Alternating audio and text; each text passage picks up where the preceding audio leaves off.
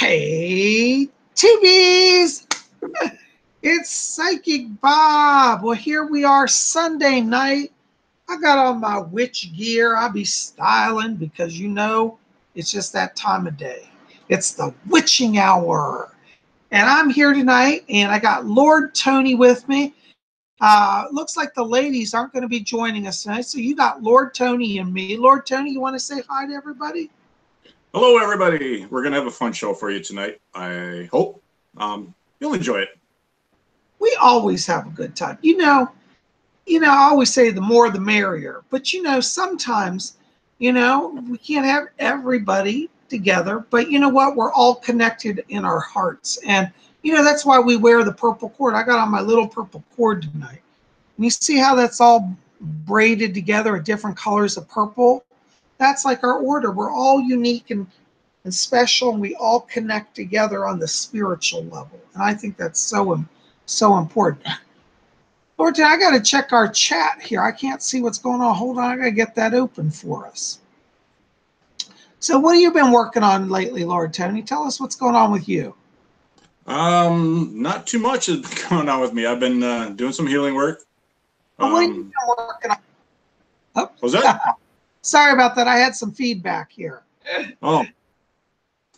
No, I've been doing some healing work and then just some yard work this weekend. I've been kind of laying a little bit low and wow, work around the house, at work. And I hear you. Well, one time we get to Sunday, Tony, it's time for us just to chillax and gather with the order. Speaking of the order, we got a lot of people here tonight. Oh, let's see. Lotus Night Rain is here. Hello. Sean Citrino Rodriguez is here. Hi, Sean. Mama Bird's here. Steve Taylor's here. Amy Bell's here. Moon Faye and G Dog. Got to give a shout. Hey, G Dog, thanks so much. It's so good to have you guys here. And, tonight, we're going to continue. Y'all been saying how much you enjoyed the last few weeks. Us answering your questions and talking about Wiccan things. So we're open to your Wiccan questions tonight. And, Lord Tony and I will share our many years of experience. And, this is the thing about Wicca. And Lord Tony, I think you'll agree with me. Wicca isn't just a standard like Sunday religion, is it? It's a lifestyle. Yeah, it'll change you. It'll change your beliefs in a lot of different modalities. And if I worded that right, I hope I did. Yeah, overall, I think it's a much better. I'm bad with words today, Bob. That's all right. I'm getting your heart. Speak from. It's a much. To me, it's a much better belief system than to follow. I'm going to make people mad here. Live on the edge. Yeah, it's easier to believe in something you can feel and see, and it's experiential. That's it. Yeah. Well, it's funny, Tony. I don't blame you for getting tongue-tied because Scott Cunningham, who was a famous Wiccan author, said it's hard for anybody to really discuss their own religion because you're so close to it. It's hard to be objective and explain it because it's so imbued or ingrained in our soul. It's like, how do you describe that? How do you describe that? So you getting tongue-tied is actually a good sign because it means you got it deep in your soul. Thank you. It's the truth, So, oh, look who this is. Somebody just asked a question. They said they love Armani's here. Hey, Armani. I love the witching hour. Matt Burns says, so who do you pray to? Well, Matt, I got to tell you, that's a good question. In the Wiccan path, we can choose our own deities. Now, in Wicca, there's traditionally believed to be duotheistic. Is that the word I want, Lord Tony? Duotheistic, bitheistic? Yeah, I think so. And we believe that the divinity manifests in a male form and in a female form, i.e. the god and the goddess. And it's up to each individual Wiccan to choose who they want as their god and their goddess. speaking of gods, lately I've been praying and working with Lord Ganesh. And people will say, well, wait, he's a Hindu god. How can you as a Wiccan pray to a Hindu god? Is that allowed? Well, actually, it is allowed because this is actually a form of the horned Lord. He has tusks, which are his horns. And I call Lord Ganesh the horned Lord of the Hindus. But he's not just for Hindus, he's for anybody who feels called to him. So Wicca traditionally has the concept in traditional Wicca, and I'm speaking in the older sense, of the horned Lord is the god, and the moon mother or the earth mother is the goddess. And the Lord and the lady, as they're commonly called, take a lot of different forms. They can be, like, for example, the green man, or the Lord can be the sun lord, or the goddess can be the goddess of the green earth, or the goddess of the moon, or the goddess of the sea. So who you pray to is really up to you. What do you say to that, Lord Tony? Oh yeah, yeah. I pray to whoever I feel like praying to. It can be, I can pray to God. I can pray to the angels, although the angels really don't want you praying to them. They just want you to call on them. Any deity that I feel like I need to be drawn to, I'll pray to them. Mm-hmm. Yeah, I mean, and in the Wiccan tradition, particularly in our order is an eclectic order. So we tell people to pray to whoever you want. Now, in terms of the official deities of the order in a formal sense, when we gather as an order, we honor the goddess Isis and her son Horus. But you don't have to take those as your personal deities. Those are the deities that we invoke as the guardians of our order. So, but this is an important part when you're starting out in Wicca to really evaluate, who you want to bring into your spiritual life. Wicca, despite what you used to hear, they used to say, Lord Tony, you know where I'm going with this. They used to say Wicca was an ancient religion. Well, actually, Wicca as it exists today is actually a more modern day religion. But Wicca draws off the ancient witchcraft traditions of the British Isles. And so we can look as Wiccans many times to the ancient Celtic and British deities as part of our heritage as well. But today, as eclectic practitioners, and eclectic means we draw from many sources, we can call gods from either the Greek pantheon, the Roman pantheon, the Hindu pantheon. Lord Tony sometimes calls Lord Marduk, for the ancient Babylonian and Sumerian pantheons. So Wicca allows for God to be in many forms. You agree with me, Lord Tony? Oh yeah, yeah. Yeah. You see, so anyways, I hope that answers your question. I think that's a really good question, And Lotus Night Rain just said, I pray to whomever I feel that could help me. Yeah, isn't that true? Now, and Moonfae asks any info on the Morrigan. Hold that thought, Moonfae. Don't let me forget that. I'm going to come back to that. Lotus Night Rain says that she prays to whoever they feel they could help them. I think that's true. We do have that ability to reach out into the cosmos and connect with whatever deity and source of power we want. But I will say, as a Wiccan, I think that when you, like, for example, if you're going to do a ritual, it's good to really study the deities before the ritual and develop a rapport with them. Because I don't know if you've had this experience, Lord Tony, but sometimes you go to a circle and the priest or priestess hasn't figured out who they're going to invoke, and they pull out a book and flip through and say, oh, that name sounds good. We'll call that person. Well, you can do that, but it's really kind of irreverent. I think that you should try to seek out a god or goddess and get to know them before you call them, so that you can have a reverential connection. What do you think about that, Tony? Yeah, it's there's just, if you're just pulling it out of the book, you're not really feeling what you're supposed to be feeling with that deity anyway. I've always studied whoever I wanted to talk with, and if you don't know what their reactions are going to be like or what kind of energy they're going to be putting out, you could be in for a big, nasty surprise. Absolutely. Have you ever had this experience, Lord Tony? You go to a circle and somebody who's brand new to the craft gets asked to do invocations. And I've seen this happen. They'll call in deities that don't like each other. Have you ever been in that situation?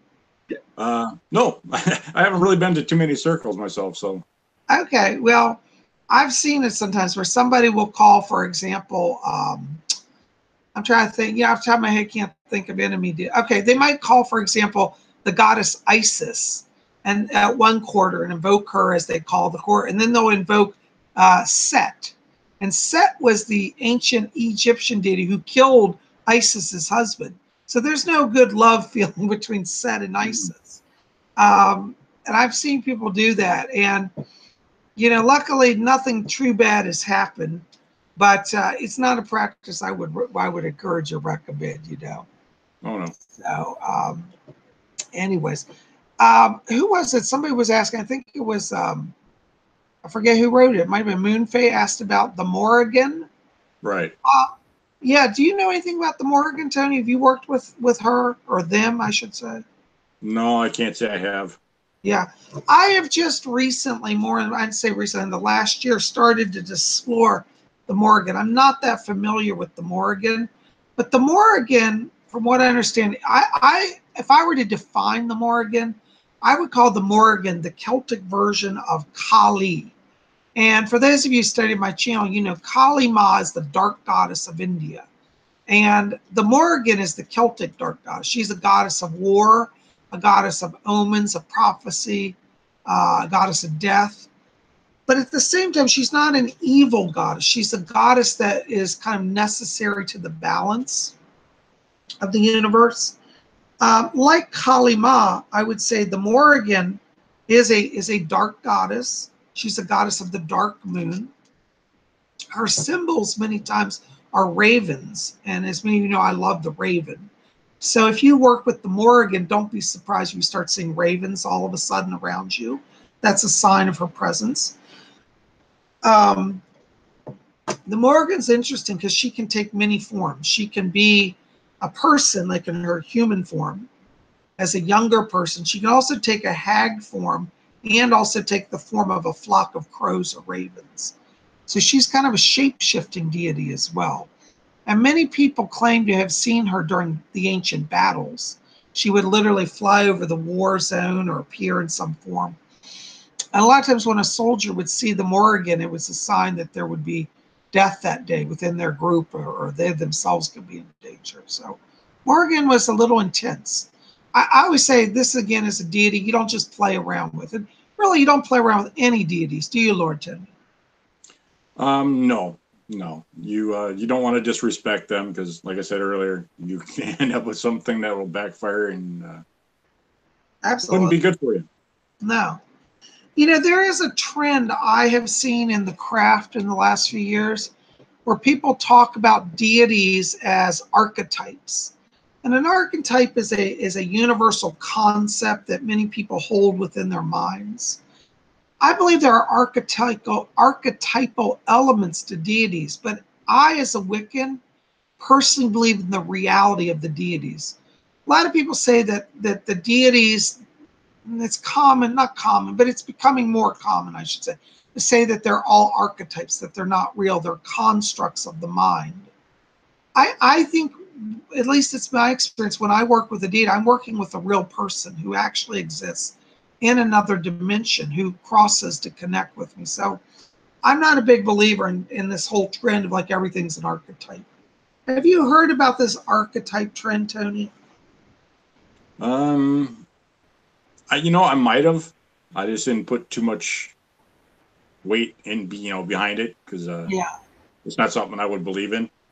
Yeah, I didn't either. I mean, I think that the power of the Wicca comes from our actual connection with deity. Wouldn't you agree? Yes. And so it's very trendy. And I see this among a lot of the younger Wiccans. And I'm not trying to sound ageist or anything here, but it's like they're like, oh, well, we'll call this archetype. I'm like, do you realize you're calling a true power? And even if that archetypal theory is true, you're still unleashing an aspect of your subconscious mind, your ultra, what do you call it, subconscious, unconscious. So even that alone, if it is only an archetype, could open up doors of perception that could get you in way more than you're ready for. So I think when you're dealing with deity, always be reverent, know your stuff, study it, and always ask humbly. We don't go around demanding from our deities, do we, Lord Tim? Oh no. If you watch, I watch a lot of paranormal shows, and you get some of these guys that go in there and purposely provoke to get an experience, and then they come out of it all scratched up and weird in the head afterwards. It's like, you don't mess with this stuff. This is not just a game. It's, you gotta be respectful. I agree with you. I've seen people do this, like, in ghost hunting. In fact, I have to tell you a story. I was on a TV show a few years ago called the RIP Files, and we went into a very, very haunted mental asylum. And another psychic and I were brought in because there was a few trapped souls in this one area. And the cameraman, it was a new member of our TV crew who was a cameraman, and he was an outright disbeliever. And when I showed up on the set, he actually mocked me. He said, "Oh God, this guy's here. This is going to be interesting." And I looked at him, I said, "Is there something wrong?" He says, "Oh, I just think you're a bunch of, none of this is real. You're all BSers." I said, "Well, you might believe that, but I've had a lot of years experience showing that these spiritual things are real." Well, guess what happened? During the filming, when we brought in a spirit we were trying to cross over, the spirit went into a rage, literally, and I'm not making this up, grabbed the cameraman and threw him across the room, shattered and busted up the camera and injured him. And we had to stop filming for a few hours because we had to get in a new cameraman because he was so freaked by it, he couldn't work for the rest of the day. And the producers brought me over and they said, "You need to talk to him." And I went over to him. He was literally shaking. He's like, oh my God, this is real. I felt the hands grab me. I said, "You don't mock the spirit world, you see." And just like we were saying, you don't mock deity either, because deity is so powerful and ancient. We're dealing with forces that are older than time itself, wouldn't you say?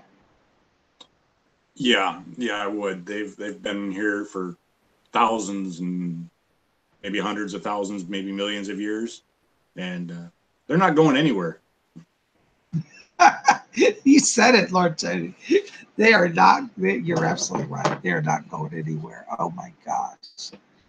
Yeah, Melanie's agreeing with you, Lord Tony. Melanie Miller, thanks for that. And she said, yes, ghosts are real. And Lotus Night Rain's agreeing with all this.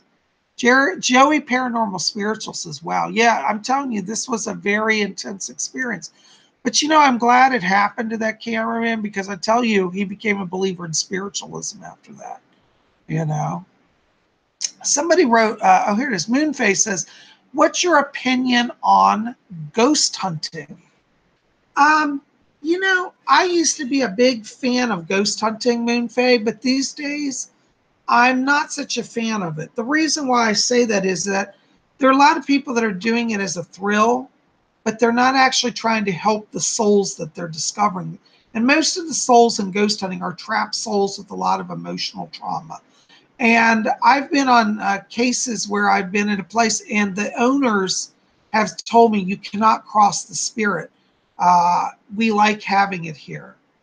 And, I say, well, I have to. And I've actually been blocked by owners of places where I've investigated, tell me I can't make the spirit go because they enjoy it being around.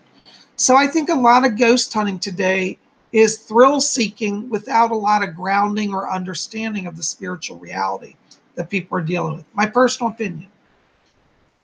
What do you think about that, Lorta? You've had a lot of experiences with spirits. Yeah, I don't mind watching the shows, but yeah, it's the same thing. They should be crossing them over. That's providing the spirit wants to be crossed over. If they don't want to, then I wouldn't bother it. But maybe the name should be changed from ghost hunting to maybe ghost calling or something lame like that. But but as far as like most of the spirits that I have in my house, the ones I've adopted, they've already crossed over and they've chosen to come back and work with me. And they come and go as they please. They they may be bound, to a stone or to me personally, but they have free reign. They're not literally stuck to me. It's just like I'm like a beacon to them. They know where I am, and I know sometimes where they are, but yeah, it's not a permanent thing with me. They come and go, so they've done their job. Absolutely. And Tony, that brings up another issue here, which is, when we talk about spirits, there's so many classes of spirits. We've got, what do you say, fae spirits. We've got earthbound spirits. We've got deity spirits. We have angelic spirits. Are there any others I'm missing, Tony? Elementals. What's that? Is that elemental, or does that fall under fae? No, I think elementals a class on itself. I think the fae are part of the elementals, actually. Okay. The elementals are their own class as well. Yeah, you got the astral beings and what's that? You got the astral beings. And that's true. Like astral beings like Loch Ness monster and unicorns. They all live on the astral. We have alien spirits. I've had Pleiadian spirits come through and speak with me. We have living spirits. Some humans. Now, I don't know if I told you this before, Lord, but I did a reading one time, and it was most amazing. I was in a reading, and a man was sitting with me, and I said, "Your father is here." He says, "Really?" And I said, "Your father's asked me to talk about I think it was a car issue, and then there was an issue, something going on in the family." And I goes, "That's amazing." He said, "That's what my dad and I have been talking about." I said, "Oh, you've been hearing from?" He said, "No, my father's still alive." I said, "But I'm getting his spirit right here in the room." He said, "I don't know how that's happening. That's really weird." I said, "Well, you're able to confirm it." Well, listen to this. He went home, and after the reading, he got home, his dad had just woken up. His dad had been asleep, and his dad said, "I had the strangest dream." He says, "I was in a room talking to a psychic and you about, this situation." Well, really what it was, he was a living human spirit. He left his body during his sleep because he was so connected to his son, and he was actually with his son in the spirit reading room in a spirit form, even though he had not died. So sometimes we have spirits that are living human spirits. That's too cool. Yeah, that's really interesting. So we have to discern what type of spirits we have, and it looks like so I could actually leave my body, go into the astral realm, and then come and bug you. Yeah, you could actually. In fact, that's one of the experiments that some people have tried to do, and they tried to meet up on the astral plane, and that might be an interesting experiment for us to do sometime. Like we'll pick a night, and we'll set up an astral kind of realm together, plan it ahead of time, like where we're going to meet, what we'll see there. And then when we go into our dream state, we'll go there and see if we can meet and have a connection. It's really interesting. That would be fun to do. Yeah. Lady Witch said, "Wow, that was crazy." Yeah, it was kind of crazy, Joey Paranormal Spiritual says, "I got to talk to a phantom." I'd be interested to hear about that. When you say phantom, was that an earthbound spirit? I'm curious. Stardust just said, "How can I help a spirit or a ghost to cross over?" Well, it's a very good question. First of all, you have to kind of identify what the spirit situation is. And if you've got a person who's like an earthbound, excuse me, hold on. I'll just sneeze here. If you got a person that's like an earthbound, sometimes the first thing is you've got to get them to realize that they're dead. Because a lot of people are walking around, they don't believe in life after death, and then they're dead, and they don't know it. Then I think one of the things is, which you always want to keep in mind when dealing with the earthbounds, talk to them nicely. First of all, you've probably just traumatized them by the fact that they're realized that they're dead, which there's still a lot of them in half disbelief of. And you want to invite them to go. I usually like to call in their family relatives to help them. Like if I'm in a house where they're living families there, I'll ask their family to be part of it, to ask them to go over and explain to them, because they'll listen to them. And I also, as a psychic, will know if there are people on the other side of the veil that are waiting, and I'll bring them in. So I always like to say, when you're dealing with a soul that's trapped, make it a group effort, because, it gives them more support. What do you say about that, Lord Tony? I remember hearing about this a while back, but even if they're not trapped and they're just there, you can always send them to find a funeral home, because the funeral homes, every time there's a funeral done there, the light opens up and they can go to that same light that the deceased go to already. That's brilliant. Oh my gosh, I've never thought of that. I never heard of that. Amazing. Because usually, most of the deceased, they'll stick around to see their own funeral, and I'm sure that light's not just for them. Anyone else that wants to go through it can go through it. That is really cool, Lord Tony. I love that. I got a lot to think about. That's really interesting. Well, see, there you go. See, Lord Tony's put up something really amazing. I think that's wonderful. I get smart sometimes. What's that, Lord Tony? I get smart sometimes. Oh, I think you're very smart. G-Dog just says, I call in St. Peter. I think calling in a powerful entity like St. Peter is a wonderful idea. In fact, St. Peter is used in the hoodoo and voodoo traditions as a crossing spirit, because he has the keys of heaven and earth. Very powerful. Great idea. I love it. Joey Paranormal Spiritual says he calls on Archangel Michael. Wonderful. Lord Tony, you've done a lot of work with the angels, with healing. Have you done any angelic work to help souls that are trapped be healed with the angels? Not really. No? I call in Archangel Michael every time I do a healing, because I want him surrounding me in his protective energy and not allowing any negative energies to be allowed to flow through. I have asked him to bring his warriors down and to escort any negative negative energies that were energies or entities that are in my home. To have them escort them out and bring them to a place of higher good, or if they refuse to leave, to bind them and take them away. Good. Well, you can't go wrong with Archangel Michael, I'm telling you. This is the thing about the angels, is they don't care what religion you are. Would you agree with that, Lord Tony?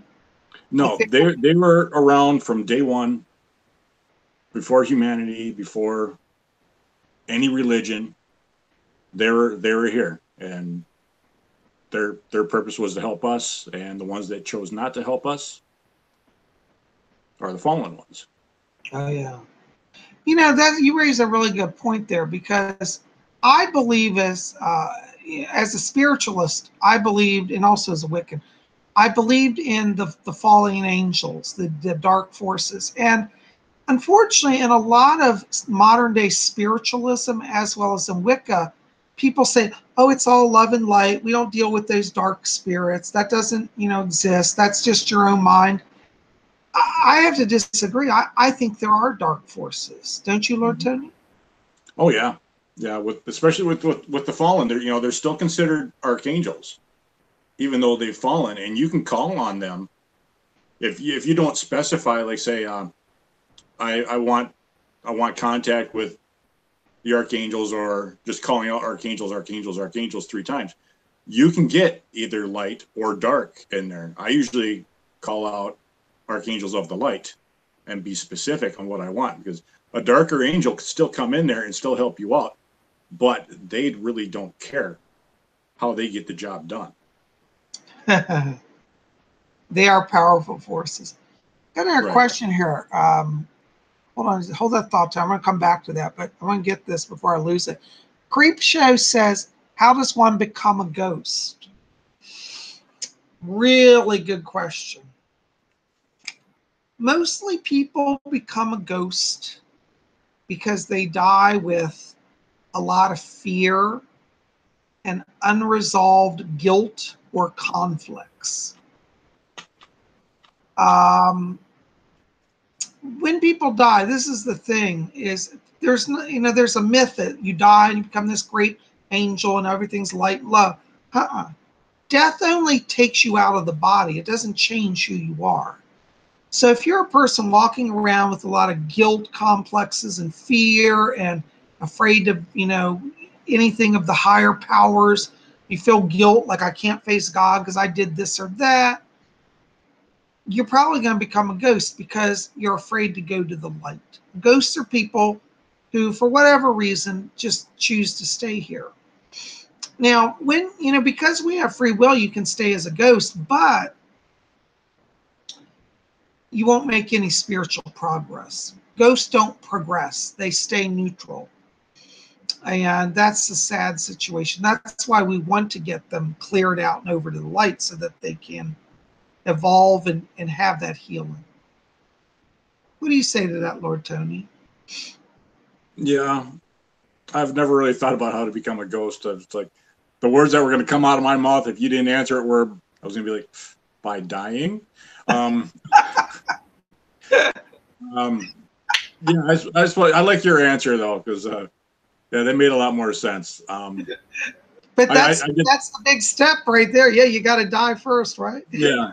But, there's all sorts of things too. Like I saw earlier on here is like how do some people die and not know they're dead? And I thought of that as like maybe the accident happened so fast that they got knocked out of their body without knowing what's going on, and they just kind of wander around until they finally will realize it. That no one's talking to you. You're seeing yourself laying in a bed and you still don't understand why. It's going to take some intervention for that person to realize what's going on. But I lost my train of thought already. Well, I have to agree with you on that. No, I think you're absolutely right, because the thing is, and I think you said it perfectly, is like when you're knocked out of your body so fast, it does create confusion and distress. And might I add that the spiritual body, which we call in spiritualism the etheric body, is an exact duplicate of your physical body. Mm-hmm. Now, in the spiritual realm, the people that are dead, their spirit body is as solid. They have bones. They can feel themselves. They can clap their hands. As solid as we are, but they're at a different vibratory rate. So they can't believe, they're like, how can I be dead? I'm here. Here's my body. I can see everything. I'm alive, I think. So there's a lot of denial. It's like it's not possible in their mind. And that's the reality. Like a lot of people it's kind of a false view that if you're dead, you're like a little wispy, ethereal, filmy thing. No, you're not. You're as a solid. Now, you don't, to our world, it doesn't appear solid, but in their world, it is solid, as our world is solid to us. Mm-hmm. So I think that's important, There was another question went by, I missed it. Okay, well, keep asking your questions. I'll come back around to it, And, so, but one of the things I think is so important is like when we're talking about dealing with deity, dealing with spirits, is know what you're up against. I've seen inexperienced ghost hunters go in and start cussing out spirits before. Get the hell out of this house. I command you in the name of Jesus. Well, how would you like somebody come into your house and start yelling at you? You'd probably want to clock them, And, Lord Tony, I think he has a really good way of working with spirits because, Lord Tony, you'll agree with me. You have to start with respect, don't you? Oh, yeah. Well, that like what you just brought up. What if that spirit didn't believe in Jesus? Good point. Yeah, the spirit's going to be like, yeah, good luck, buddy. Yeah. Know what you're dealing with, and be respectful. I think it's humanity's big mistake that we're so arrogant. We think we're the big boss. And you know, Lord Tony, as you and I know, life can change in a second. And Oh, yeah. you go from being the big boss to having a tidal wave or earthquake hit your house, and suddenly you're not so big anymore, are you? Oh, yeah. Yeah, I've been there. When I got hit by the car when I was younger. Oh, wow. Yeah, that knocked me out of the body when I was in the hospital, and had a little interesting time with that, and then came back kind of different. But You walked on the edge of the etheric, didn't you? I was there, and I'm not sure exactly what happened with it all. I'd love to find out everything, but in time. In time. But you know, when you go to that edge of the spirit world like you did, it does change you. And you come back with a lot more awareness of not only this life, but that there's a whole nother world we're dealing with. Oh, know? yeah. Yeah. But this is Especially a lot of why my dream I was travels. I'm sorry, didn't mean to cut you. Go ahead, say it again. No, I was just saying, especially with a lot of my dream travels I've done, and then visions that have happened, there's something else out there with those. Yeah. Well, I always find it interesting when I see these supposed atheist professors, like what's it, Hitchens, and I can't think of the other one's names, but they get up there and they pontificate and they mock people who have a spiritual belief. And I think, wow, it's pretty arrogant. All your education and your knowledge, and a lot of these big prominent atheists, like Dawkins, that's the other one, Dawkins and Hitchens, they're very intellectual. I don't fault their intelligence. I think they're brilliant people in a lot of ways. But when they shut down the spiritual reality and they mock people who believe in it, I think, well, that's just where they are. They'll eventually wake up, And I think wasn't it Hitchens who died like in the last year or so. And he was a big one who mocked a lot of believers in spiritual truth. And well, now he's in the spirit world. He's having his time of awakening. So, the spirit world has this way of showing itself to you, whether you want to deal with it or not.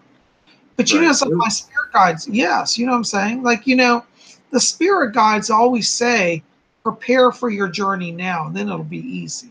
I think they're very right. Yeah. Yeah. After I got hit, and I literally got up, and I walked onto the grass, and that's where I laid down. And this is all on my website too. But I laid down, and all I could see were people around me, and none of them I recognized. None of them were anyone. They weren't my family or anything like that. And I had asked them, who everyone was that was around me, and my parents had said nobody. There was nobody there but us. And it turned out it was all my spirit guides that were standing around me and checking over, and making sure everything was still good and things like that. Isn't that amazing? See, you had an intervention. Yeah. And then there's this doesn't pertain to me, but I remember what you were just saying about the atheists. I remember hearing a couple different stories now where an atheist had gotten into an accident and they had died, literally died, and all they saw were black. That was all they had, was just a black void. And the story went that he finally just said, "God, please help me," and everything changed for him. You say he was where he needed to be. I'm not promoting this kind of thing here. I'm just saying that's what the story was. Yeah. Those are my beliefs. I believe there's truth. And I think, it's like I was saying in my class yesterday. By the way, for those of you who are new here, every Saturday I do a class on spiritualism. And so we had a video yesterday. One of the things that we talked about yesterday was that you will go to the vibration, to the sphere of influence that you vibrate to. So like that atheist would not go directly to the light at first because he went to the blackness because that's what he believed in. That was his consciousness. So the spirit world actually has a great amount of mercy because they won't force you into a place that you're not in alignment with, Matt Burns just asked, he said, are Wiccans usually old souls? Well, I can't speak for every Wiccan, but I'll tell you as a psychic, a lot of the people that are drawn to Wicca are old souls, because it takes a certain degree of spiritual awareness and focus to be a Wiccan. What do you think, Lord Tony? Yeah, yeah, I know old souls. They're just tired of all the crap, and they want to get down with the real deal. And I think that's where Wicca will take you, is down the right path for that. I so agree with you. One of the things that drew me to the craft was that you actually have control over your life. And I'm not trying to knock on Christians, but it was my experience. I'm speaking only for myself here, not all of Christianity. But I encountered in Christianity a lot of this kind of fatalist attitudes, like, well, it's God's will. That's just how it is. Mm-hmm. And I used to say, why do I have to just let it be God's will that things in my life suck? You know, at that point in my life, I was in a very challenged place materially and emotionally. And when I would talk to members of the Christian faith, they'd say, well, that's just how God wants it. I said, really? I don't know. I didn't buy that. And when I discovered Wicca, Wicca said, you have control over your life. You have to take responsibility for where you are, what you're experiencing, and what you want to do about it. When I understood that and started actually practicing, my life became much, much better. Lord Tony, you were kind of lucky in the sense you got to be raised around a lot of Wiccan teachings when you were younger. So I don't know if that was like, if you had a similar experience. Did you come to the craft later in life, or like, what was your experience in becoming Wiccan or practicing Wicca? I honestly, I didn't know what Wicca was. Okay. For a long time. I had just been raised very open-minded, very spiritually minded. I had been given rocks, starting out a nice little rock and crystal collection, being told that you can do this with these, you can do this with these, feel the vibrations of these, you know, just being very open-minded, and, you know, you can do what you want, that kind of thing. And then when I actually started researching everything, I found out about Wicca, and it was kind of like the same thing of whatever, you know, basically what I was already doing. You know, not so much as far as spell work, you know, but how to protect yourself and, you know, use your energies for this, and, you know, things like that. You know, I think what you say is really important, is that, and correct me if I'm wrong, but it's like in your family, you were given kind of access to spiritual tools, not necessarily, it wasn't forced on you. Right. Yeah. See, I think that's really good, because it's interesting. I'm encountering, you know, I got to date it here. When we go back to the 1980s, when I was first hearing about Wicca, Wicca was so new in a sense that there weren't many people who grew up under it. So most people came to Wicca a little later in their lives. They were converts from other faiths. And now Wicca has been around enough to where we're starting to see generations of people who grew up Wiccan. And I think that has its own unique sort of experience and flavor as well. And I'm always interested to talk to people who grew up with Wicca, because I'm curious what that's like for a lot of people. You know, is there anybody here tonight in the chat that grew up Wiccan? I'd be interested to hear your experience on that, you know. So, oh, Lady Witch just sent me extra healing. Thank you so much. Just to give you an update, for those of you who saw yesterday's video, I am still healing from a directed energy weapon attack. It was very severe. I'm doing much better. I don't want to get into all that, but I just let you know I'm doing okay. Okay. Thank you. Please, I still need prayers because I'm still healing. But thank you. Thank you. Love you guys. You know. Lord Tony, would you say that, well, let me ask you, this is hard to phrase this. Let me back up here. In the early days of the craft, as you know, when like Gerald Gardner and Doreen Valiente started, the craft was a lot more underground. It was so secretive, like you just never told anybody. Today, a lot of us are a lot more open. Do you think that being open is helping the craft, or do you think we should go back to the secretive ways? Because I've heard people recently say, Wicca should go back underground. They think it will strengthen the faith. It's an interesting argument. I've never thought about that. It's hard to say. I'm thinking the more people that actually know the truth about it, yeah, the more people are going to want to check into it. Right now, movies are giving it kind of a bad rap, and with all the horror that you see in the movies with the witches and things like that, and it's like, why would you want to do that if you're seeing it in there? But they're not realizing that it's not really what you're seeing in the movies. That's something completely different. That's more like black magic, and absolutely. We don't do it. Well, it's funny. Like, do you remember the old movie from the '90s, The Craft? Do you remember That's that? one of my favorites. I love that movie. That movie got a lot of people back in the '90s thinking about Wicca, and that was right before I got involved with Wicca. That movie, I think, was an influence on me on some degree, maybe not fully consciously, but it wasn't until the late '90s that I actually discovered Wicca and started studying. It's going on 20 years now, Lord. I've been a Wiccan. Can you believe that? Yeah, I can believe it.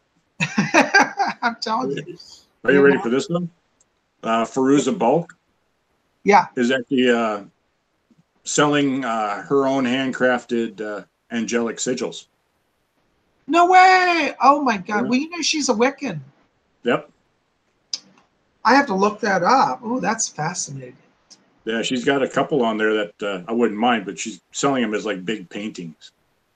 How interesting! Mm-hmm. She's got a really nice. She has a really nice angelic protective sigil that I would love to have. Ooh, I bet she's asking a little pretty penny for those too, probably. I think so. Wow. Well, what's cool is when she did that movie, The Craft, she was actively a practicing Wiccan. And the set designers and the producers actually had her do consulting for them about how to do things properly. Mm-hmm. Yeah, I think it's so cool. I haven't heard anything from her in a while. I'd like to check that out and follow up with her. Yeah, she has an Instagram page that I follow, and that's where I saw all that stuff on. Speaking of Instagram, Lord Tony, you got to forgive me. I've been very slack about being on Instagram, but I'm going to work on that and get back on. Lord Tony and I met through Instagram. Wasn't that where we met, Lord Tony? I think it was. Yeah, it was actually our mutual friend Kelly who. That's right. Helped us out with that. I haven't talked to her in a while. Have you talked to her? Yeah, she's doing really good. She has her own little website now that I'm linked on, so you can actually find that on my website through the links. And I got to go look at all that. So I haven't talked to her a long time. Well, that's wonderful. By the way, speaking of websites, for y'all to know, in the info box below this video, when it's done processing, there'll be links to Lord Tony's website and links to my website and also Lady Angela's website. So, definitely check out our sites because, like, for example, Lord Tony does angelic healing, and you go there and you can set up an appointment with him. And if you go to my website, you can learn about I do psychic readings. You can get a reading with me. Or if you want to do shopping, you can go to Lady Angela's and buy magical supplies. So we have a little bit of everything here. And, we're all supporting and blessing the craft and hopefully bringing some more light to the world, Somebody just wrote, they like the movie Practical Magic. Ruth Basco says, I've been in it since 14. I'm now 60. Wow, Ruth, that's amazing. Yay. I love that the craft is sticking with people's souls, As for movies, I liked Practical Magic too. Did you ever see that one, Lord Tony? Yeah, I did. Is that with Sandra Bullock? And I think I only watched it for her, but yeah. And Nicole Kidman too. Yeah, her too. Yeah. Do you know that's based on a book? I'm trying to find the book. It's somewhere in my house, like everything. I don't know if you have this problem, but everything disappears in my house somehow. But I have that problem with crystals. You have that too. You know what I'm talking about. Yep. Well, there's a book. That movie, Practical Magic, actually was a book first and became a movie. And the book is really good, and I recommend it. It's an entertaining book, you know. I think the movie's a little, how do I say it, darker than the book. The book treats things a little more flippantly and lightly. It's comedic. The movie has definitely comedic elements, but I think the movie took it a little darker place. But they're both excellent, book or movie. Mm-hmm. Yeah. Somebody just wrote, Brian Mayhew wrote, Bob, what is the best wands for altar work? Well, you know, Lord Tony, I'm going to let you talk about that because you're a wand master. I'm going to say whatever wand you're comfortable with. You know, whatever resonates with you. You can use a stick. You can use a copper tube. You can use a stick with a crystal on it. You know, titanium. You know, whatever resonates with you. I have the one that I use the most is actually my selenite wand that I use for healing, and that just allows, for me, that's just my connection. It's the best energy off of that one for me. But oh yeah, you know, hold on. In fact, Tony, keep talking. I got to go grab. I'm going to show them some of my wands.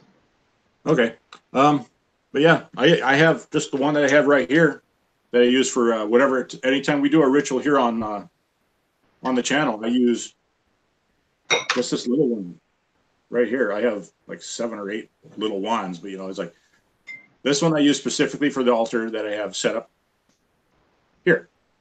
But Bob needs to hurry up. But you can use a pen. The pen would work too. You know, you can use your finger. It really doesn't matter. It's just up to you. You know, I have more wands, but like everything, it gets moved around my house. But I was going to just show a few of my wands because I think that's a great question. And Lord Tony, I have to agree with you. You can use anything that you want for your wand. Some people use their finger. Their finger can be a most powerful wand as well. Mm-hmm. You know, and this is why they say never throw a curse. If you say I cursed you and you throw your pointer finger at somebody, guess what? You got 3 fingers pointed back at yourself. Mm-hmm. But never throw a curse. This is one of my wands. This looks like a Harry Potter wand. I found a wonderful seller on Etsy. I can't remember the name now. I'll look them up and tell you later. But they do hand-carved wands. They hand make these. And you can see it's beautifully cut and shaped. And I love this. This is a kind of a more formal, scholarly type wand. Okay. But wands, you know, have to speak to you because they're extension of your will and the will of the spirit. Here's another wand that I have. This is an ancient wand. This is made from bog wood. Do you know about bog wood, Tony? I'm not sure. Did you say bog? B-O-G? Yeah, it comes from Ireland.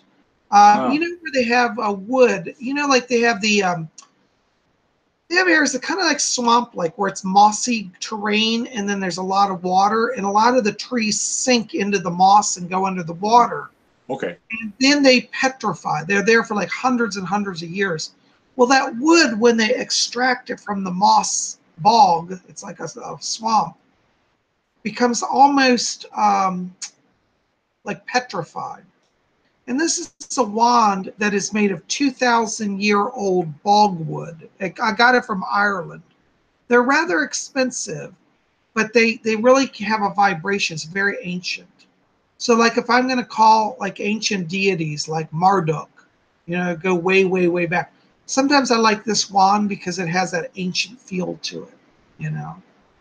So, and then I have another wand, which is a fun one. I got this years ago when I worked at a metaphysical store. And this is just a wand covered in sparkles. It's done in purple sparkly material.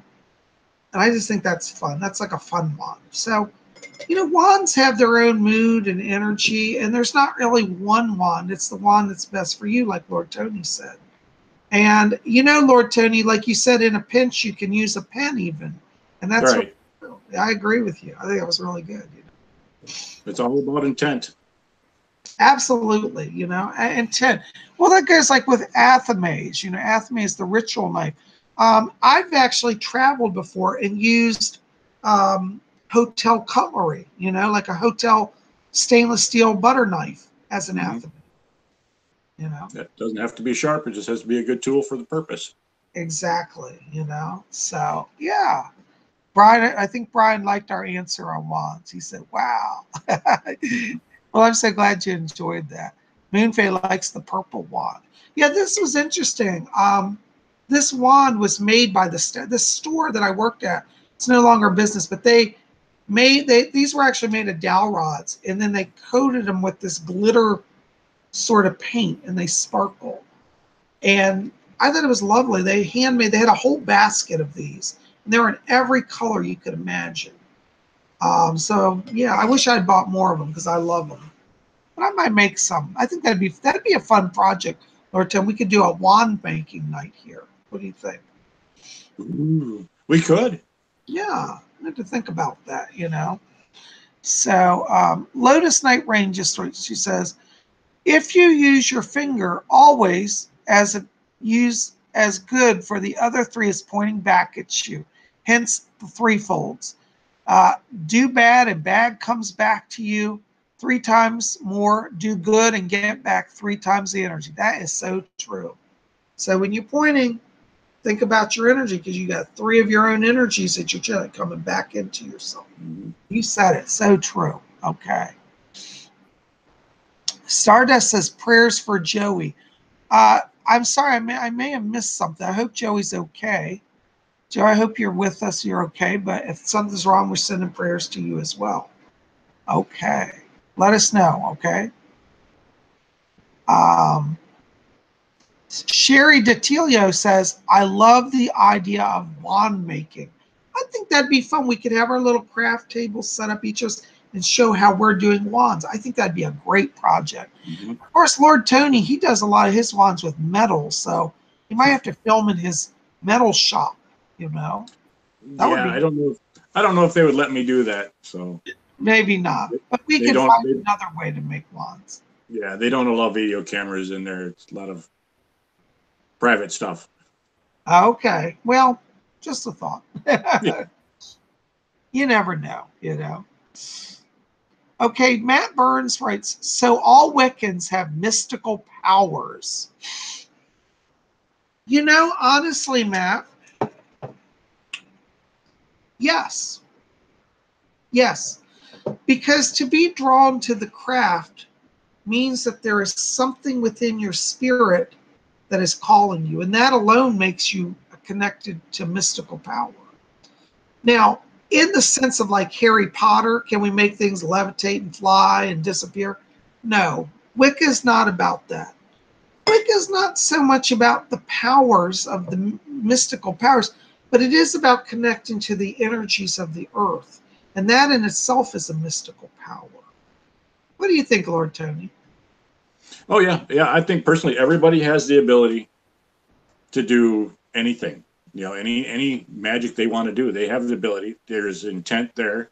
If you have strong enough will, you can draw energy in yourself just by picturing it in your mind coming into your body. And you can send that energy right back out your hand to do your magical works. Absolutely. You know, and to answer Matt's question in another way also, part of part of the work of being a Wiccan is to discover what your mystical power is. Some Wiccans are experts at healing. Some people, like Lord Tony, are experts at connecting to the angelic realm. Everybody has a gift or a talent in Wicca that they discover if they're really practicing. So we all have some area in which we excel. My gift is spirit communication. You know, some people are master herbalists. They can commune with plants and draw healing power out of plants to help people. Some people are animal whisperers. So part of being in the craft is to discover what your mystical power is. What do you think, Lord Tony? Oh, yeah. A lot of it is just experimentation. When I was younger, I had no clue that I could do what I was doing, but I always knew that I could actually put my hand over someone's leg and say, what do you feel? And they would feel the pressure of my hand there without my hand touching their leg. And that's how I knew something was different, but I didn't know that that same energy could also be sent outwards too. Isn't that amazing? And I think that's one of the things, you know, Tony, you said it so nicely, like you just don't know what you can do. And when you start to discover it, it's quite exciting, you know? Mm-hmm. And that's the thing, the craft will tell you, explore that. A lot of traditional religions will tell you, oh, ignore that. That's of the devil. Forget that. And they thus disempower people. The craft says, if you can do something mystical, take it to the next level, you know, explore it. I think that's so important. Okay, Creature Artists write, is it all just the power of imagination, or is it something outside of ourselves? Sorry if I'm not making any sense. No, that's a very good question. Honestly, it's both. Now, when we say the power of imagination in our modern culture, that's dismissed as not real. But really, if you consider that all creation exists because the great spirit, the divine, where did creation start? It started in the mind of the creator or creators. And so all things originate in the mind. So magic originates in the mind. Now, does that mean it exists outside of ourselves? Yes, because everything around us also carries that power. For example, tonight I've got here, I was going to show you guys this. This is one of my new little gemstones I got. It's a brown agate.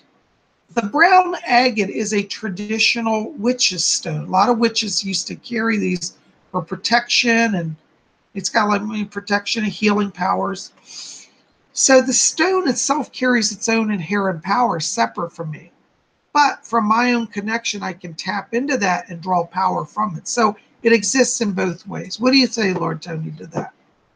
Oh yeah, yeah, I do believe that. And back to the imagination part of it, you know, you have to use, like when I'm doing my healing work, I'm having to literally visualize in my head a body that I'm working on, and I learned something new just this week alone. The whole thing came to me. I was working on a friend of mine, and energy massage through distance, and I was literally massaging shoulders and neck, and I could feel it in my hands and down her back, and she was feeling it too. And I thought that was extremely cool. But you know, if you're not feeling it or seeing it in your head at the same time while you're doing it, it's not there. But it might still be, I don't know. But I was feeling it at the same time she was feeling it, and I thought that was extremely cool. I love that. You know, Tony is so right, because, excuse me, I'm sneezing, guys.